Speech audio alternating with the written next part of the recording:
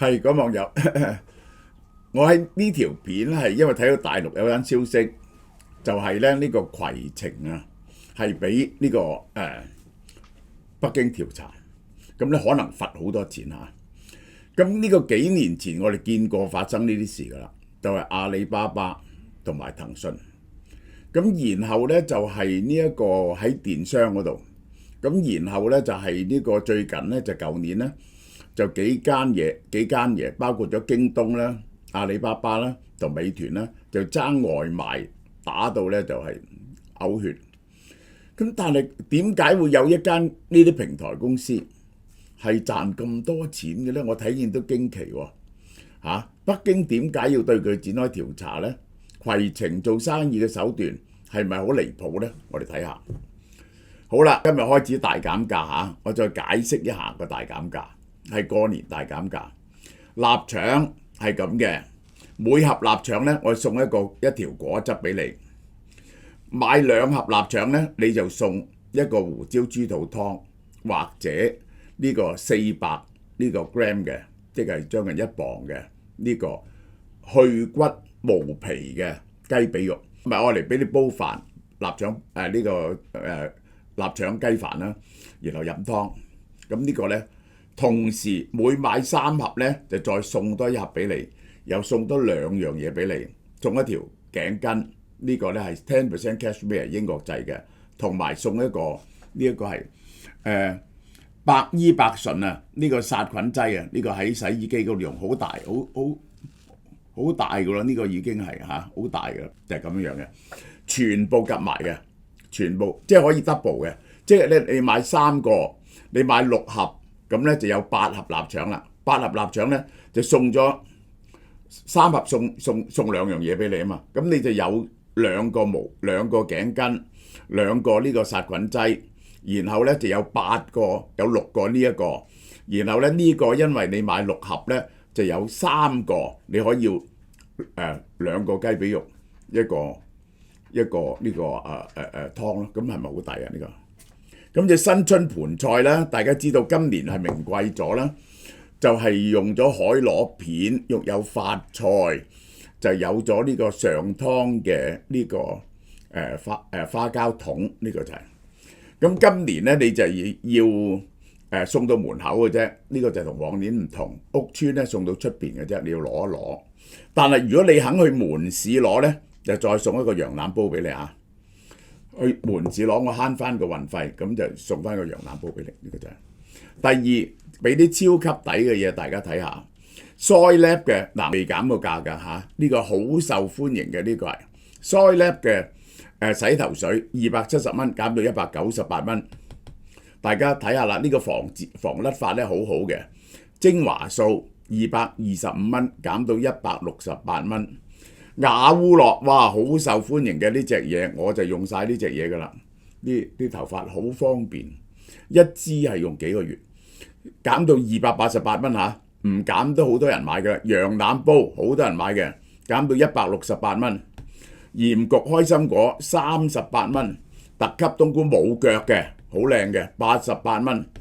蝦子麵78蚊，蜂膠全效牙膏38蚊。呢啲都係王牌產品，你哋成日都有買，超特價，過年大家開心啲。好啦，突發新聞，國家市監局出手下。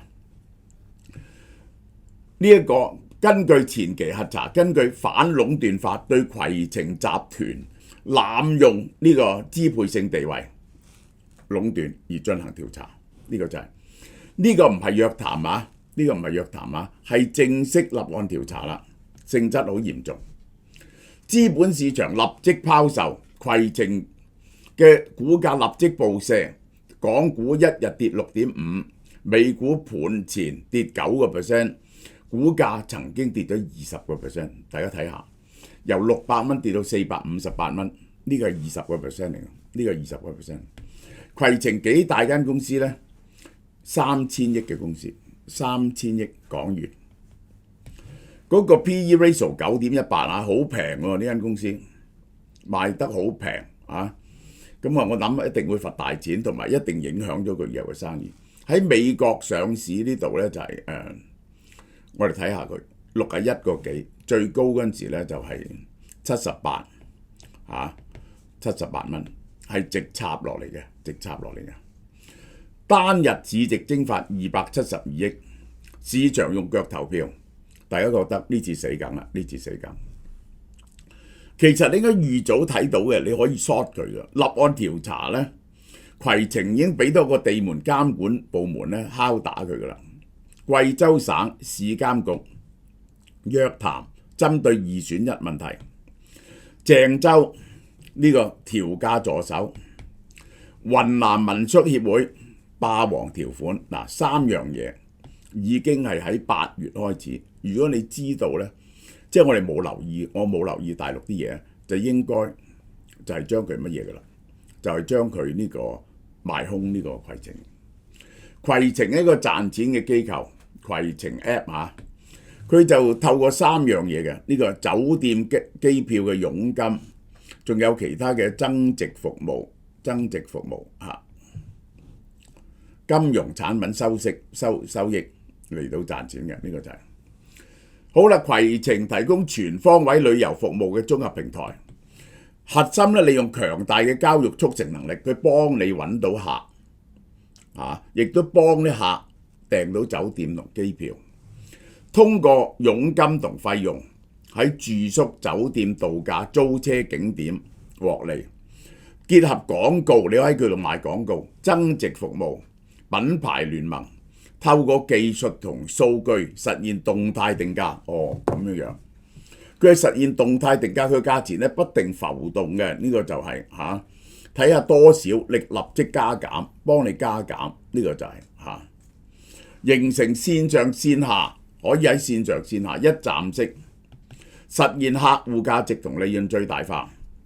核心商業模式係平台中介服務，連接咗消費者同全球供應商。佢提供機票、酒店、度假、租車，多元化收入，有佣金、有廣告、增值服務、品牌聯盟技術同數據驅動，用動態定價同數據點樣加你價、減你價。會員忠誠，透過積分同會員制度，等嗰啲客戶長期用佢。Most plus Cement 線上線下整合，海外市場有個 Trip.com 嘅品牌。喺國際度打，喺國內就係攜程，喺國外咧就 Trip.com 呢個就係佢賺幾多個 percent 咧？81.7，呢個係好離譜嘅喎，呢個嗱，大家要知道咧，點解我哋好中意買呢啲咁嘅呢啲互聯網平台股票咧？因為咧佢嗰個 software 成熟咧，你就幾多人用咧，都係增加少少流量費嘅啫。佢係個成本增加好有限度，佢賺81.7%。攜程賺錢能力超越咗大多數互聯網公司同實體企業。貴州茅台就91%，我都話茅台咧91%，剩翻嗰幾個 percent 咧都係廣告同埋呢個樽包裝。佢支酒咧就值幾毫子嘅啫。愛馬仕咁犀利都係70%。攜程81.7，介乎兩者之間，仲高過 LV。喺中國經濟下行、消費降級，攜程逆勢狂飆。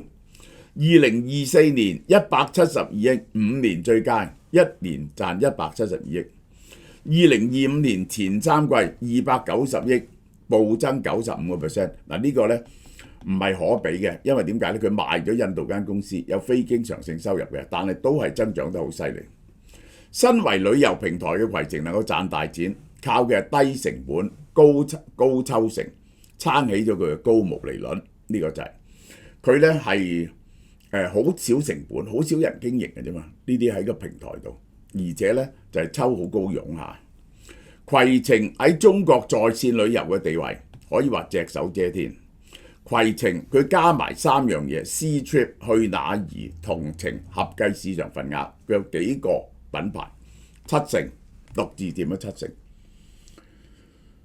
即係如果你做酒店呢啲咁樣咧，今時今日你唔同佢合作咧，你幾乎係肯定冇生意。佢杯葛你咧，佢可以整死你。佢揸7成，最賺錢嘅酒店住宿，佢嘅控制力極強。GMV 市佔率攜程單獨佔咗56%，所有酒店嘅收入佢佔咗56%經佢手。第二到美團有13%，飛豬8%，抖音3%，遙遙落後，冇得鬥13%係得佢1/5。經過多年並購咧，佢消滅晒所有嘅競爭對手啦。攜程旅行就去哪兒網呢個關聯控制，同程旅行又係佢控制，天巡 Trip.com 佢控制晒。梁建章就話佢攞高倍望遠鏡都睇唔見攜程嘅競爭對手，呢個就等於我講 Tesla， 你用望遠鏡望翻轉頭都見唔到有人追緊上嚟，佢而家用天文台鏡都睇唔到有敵手，呢個就係當呢個平台掌握咗70%嘅市場份額呢，佢就再唔係服務商，佢係規則製造者，佢掌握酒店同航空公司嘅生殺大權。嗱，點解呢？佢一個人佔70%，你咧佔好少嘅份額啊嘛，咁所以咧你哋班人唔會團結噶嘛，咁所以咧佢要你生就生，要你死就死，你係冇議價能力嘅，佢變咗係收稅，所有交易商咧都要俾過路費佢。富可敵國唔係，呢個係富可敵板塊，佢一個人賺錢多過成個板塊，啲錢去晒佢度。A 股成個旅遊板塊，酒店、景區、旅遊運輸、航空運輸，夾埋賺190億，攜程賺290億，一間公司嘅利潤大過成個 A 股板塊1.5倍，得唔得意啊？咁多全中國嘅酒店，呢條數有 misleading 成分啊，但係佢都係大過你。酒店、景區、航空公司幾多錢成本夾埋？佢一間呢個 software 公司賺錢多過你，呢個就係更恐怖嘅營收同利潤嘅比例。A 股成個營收旅遊板塊5159億，賺幾多錢呢？190億啫，賺唔到4%嘅，3-4%，3點幾個 percent。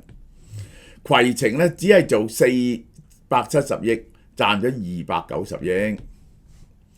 吸血比例攜程只係佔咗成個行業 10%， 賺走咗90%。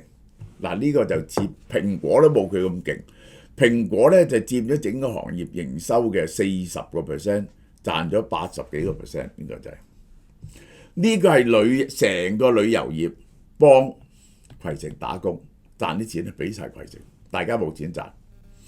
攜程日賺幾多錢呢？日賺1億人民幣平均。最高峰嘅時期咧，試過4.5億，包埋投資收益。嗱，我睇下，當我哋話呢一個平台係有 undue profit 嗰陣咧，即係我搞 critical thinking 咧，就係你一定要拉一啲例子嚟睇下，乜嘢例子攞嚟比較，佢係咪有 undue profit 咧？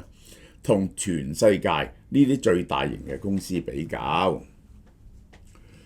全球 OTA 3巨頭標零規模同盈利厚度，世界上最大嘅就係 Booking.com， 第二 Expedia， 第三 Trip.com 就係攜程。呢一個嗱，我哋2024年呢個營收呢個係23.7個 billion， 237億美金呢個。Expedia 咧13.9億美金，攜程咧係73億，呢個136億，即係咧佢係佢嘅3倍，佢係佢嘅 double。賺錢咧，佢賺59億，佢賺12億，佢賺24億。嗰個 margin 咧24.9，呢個係世界上最大嘅公司，係佢嘅3倍。呢個咧 Expedia 唔好賺，我得9%，佢咧係32.9嚇。如果唔計 exceptional 嘅，佢咧都27嘅，佢都27。佢嘅規模得人哋1/3，而佢竟然咧賺錢嘅利潤咧比人哋多，咁呢個唔正常啊！因為規模越大咧，個賺錢比例越多嘅。啲 software 咧嘅 operation cost 咧係好少嘅。航空公司哀歌喺攜程數錢數到手軟嘅時候咧，中國3大航空公司喺度流血。呢個2025年上半年呢3間公司咧蝕咗48億，少啦。由2020年到而家，呢三大公司咧蝕咗2000億。佢哋航空公司蝕到阿媽都唔認得。酒店業哀鴻遍野，倒閉潮近2年，中國倒閉3萬間酒店，95% 係單體獨立酒店。房價下跌，2024年房價平均下跌6%，酒店蝕到阿媽都唔認得，但係 book 酒店房嗰個賺到阿媽都唔認得。酒店賺唔到錢，仲要向攜程俾巨額佣金，一般抽佣10至15%。特牌金牌推廣，佢幫你推廣要15至20%。有時咧叫你做促銷活動我都有啊。呢個成本超過30%攞個房。好啦，你好大係咪罪證呢？唔係罪證。你有冇利用你嘅大去壓迫人哋呢？呢個就係壟斷法嘅關鍵所在。一個就叫頭先我哋講過啦，一個就叫二選一啦。二選一啦，咩叫二選一啊？攜程要求合作嘅酒店，特別係優質嘅特牌，即係會俾你多啲 promotion 嘅商家，唔可以喺其他競爭平台上架。你一係淨係同攜程做，唔可以同美團做，或者你一係揀淨係喺攜程做。第二，或者你價錢一定要係全網最低嘅，兩樣揀一樣。如果唔係呢，就立即屏蔽你，等你平台上消失。你一係專係同攜程做，一係呢，如果你同時喺美團做呢，你嘅價錢要保證你係最平嘅。如果唔係呢，你就消失咗啦。呢個就係呢個要二揀一。雲南民宿協會忍無可忍，實施二選一，單方面隨意上漲佣金，佢可以加你佣，設置不公平交易條件，無理屏蔽商家流量，將你喺天地間消失。呢個就係最正義。大數據殺熱，老用戶更加貴。同一間房同一時間，老用戶睇到嘅價格比新用戶貴，點解啊？呢叫殺熟，因為咧你信任佢，佢利用你嘅信任。如果你新入嚟咧，佢想吸引你留低，就特登俾個平價啲你，佢就唔賺咁多錢。於是咧熟客本來一般熟客應該平啲，佢唔係佢熟客貴啲。手機歧視，用 iPhone 嘅咧就比用安卓嘅貴，因為你有錢啊嘛。結果利用用戶嘅信任同依賴揸取更多利潤，呢個係啱嘅，呢個咧，因為你信任佢，你唔懷疑佢，所以咧佢就賣貴啲。你係新嚟嘅，佢特登俾你平啲，吸引你成為佢嘅用戶啊嘛。呢個就係大數據殺熟。黑貓投訴平台嘅數據，喺著名嘅消費者投訴平台黑貓投訴，包含攜程嘅投訴種類16萬條，一個月就3600條。退唔到錢，隨意改價 ，bundle sales 虛假宣傳。嗱，呢啲 bundle sales 呢個呢，就係反壟斷法經常針對嘅嘢嚟嘅。呢個虛假宣傳就係 misrepresentation 啦。AI 客服慳成本，攜程話 AI 慳咗2成人事成本，對用戶嚟講係災難。揾唔到人，人工客服難尋。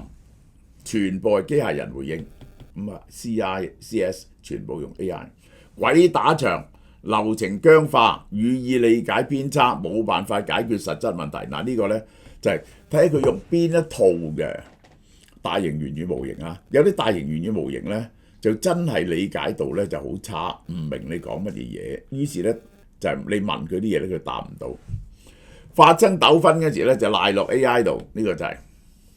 好啦，最後最大嘅指控，呢個調價助手，強制割酒店韭菜嘅演算法武器，佢係點運作嘅呢？乜嘢叫調價助手呢？第一，全網去揾埋美團啊、飛豬，如果發現人哋嘅價錢比佢平呢，佢唔使經過你同意，直前改佢後台價錢，將佢改翻落嚟，甚至私自修改活動折扣。確保攜程永遠係全網最低，即係咧喺佢嗰度有嘅房，喺人哋度有，佢一全網去睇，一有人平過佢咧，佢就立即你同佢簽咗約同意，佢又改咗後台，將你嘅房價改咗落嚟，甚至修改活動呢一個折扣，呢個就係將個活動折扣咧再調低，呢個係咁就叫做調價助手。鄭州好多間酒店投訴啊，冇辦法關，已經取消咗調價助手，但係隔日又擺翻上嚟，即係佢話你原理上你就即係自動嘅，但係佢就唔係嘅，佢唔俾你落價。明明設定咗底價，但係系統突破，賣一間蝕一間，佢可以減你價。客服回應為咗避免客源流失咧，根據合同自動追價，因為你簽咗合同，我有權減你嘅價，即係咁。技術本身咧唔係天然中立嘅，如果佢結果對市場競爭產生排他限制結果咧，依然接受壟斷審查。即係講乜嘢咧？就係、你呢一套咁樣嘅自動同人哋減價嚇。如果你係因為你係有控制性嘅地位，而你壓迫人哋接受嘅時候咧，咁樣咧都係犯法嘅。呢個唔僅係降價嘅問題，係所有權嘅問題。酒店失去自己產品嘅定價權，如果唔接受調價助手咧，佢就杯葛你。攜程通過算法，實際上接管咗酒店嘅經營決策，佢幫你減價，呢個就係大行預警天價罰款。根據中國反壟斷法，如果壟斷成立，將會用1年銷售額嘅1% 至10% 罰款。花旗銀行估計罰4.9億，呢個1%， 49億1年嘅 10%。摩根6億至62億，根據今年就6億至62億嚇。參考案例，阿里巴巴罰款182億，銷售額嘅4%；美團34億，銷售額嘅3%。如果參考3至4%咧，就39億度啦。嗱，阿里巴巴同美團咧，當然就係、你只可以同我做生意，唔可以同人哋做生意，又係呢啲咁樣嘅霸王條款。咁咧呢個就係利用你嘅市場份額嚟到去壓迫人啦。而家佢嗰個二選一或者2揀1或者嗰個調價助手咧，就係呢種嘢，一定罰嘅。其實除咗行政罰款，仲有受損酒店民眾集體賠索償，追翻啲錢翻嚟。消費者民事訴訟，京東起訴阿里濫用市場支配地位，賠10億。咁呢個酒店同民宿就可以打佢嘅，消費者咧就要政府出面喎。呢個就係大陸冇呢一個集體訴訟法喎。值得玩味嘅係喺調查公開時咧，攜程高層已經減持咗啦。梁建章、范敏、洪星，佢哋係咪知道咧就嚟監管，所以佢哋賣咗啲股票。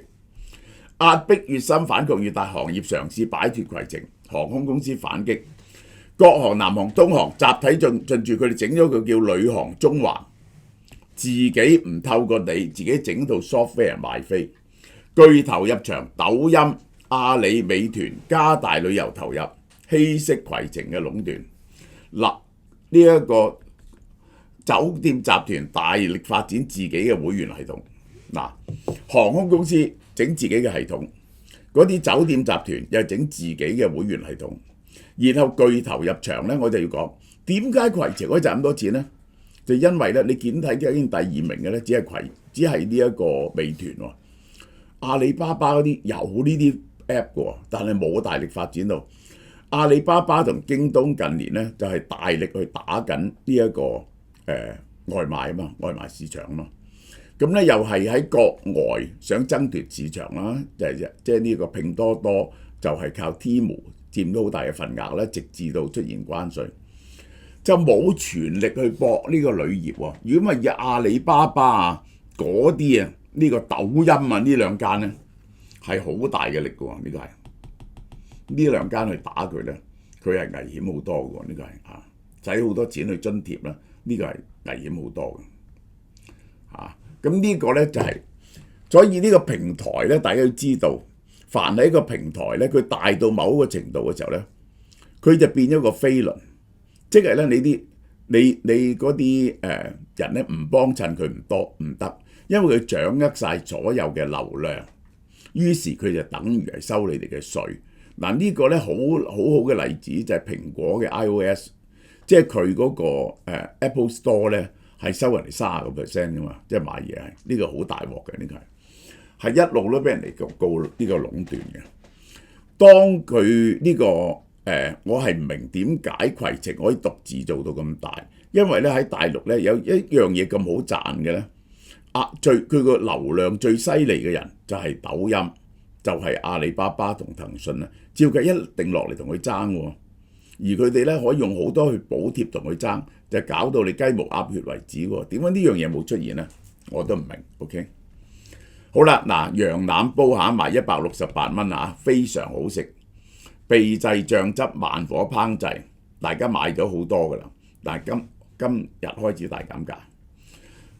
開心果38蚊，仲有蜂膠牙膏38蚊，未減過落嚟呢個價錢㗎，大家去買啦，呢個 OK。迎春接福，又到咗家人團聚嘅時間啦，一齊享受翻個熱辣辣嘅盤菜啦，真係好幸福嘅。新春盤菜8人份量同12人份量，俏貓貓搜羅最名貴嘅食材，係加咗料嘅。今次有富貴原隻12頭鮑魚、如意鮑汁花膠筒、韓國大蠔豉、原粒北海道瑤柱，唔少得嘅花菇啦，呢個南乳豬手粒啦、螺片啦、豬肚啦、家鄉炆腩仔啦、爽滑蝦丸啦、炸魚蛋啦、富貴貴妃雞啦，配埋好意頭嘅富貴發財，即係發菜、蘿蔔、芋頭枝竹，形質豐富又足料。8人份量原價1488，新春價1288。12人份量原價1988，新春價1688。門市同網站咧都有得訂嘅，即日起到2026年2月9號，價格包埋送貨服務，偏遠地方除外。注意，今年嘅送貨咧只喺樓下交收唔想送上樓嘅。而材料、而村屋咧就喺村外交收，送貨日期2月7號到2月20號，預約送貨要5個工作天。大家可以咧嚟門市自己攞嘅喎，如果嚟門市自己攞嘅咧，會送一個古法羊腩煲俾你哋嘅。由於新鮮喺香港製造，每日數量有限，售完即止。希望大家食過新春盤菜，身體健康，福滿團圓。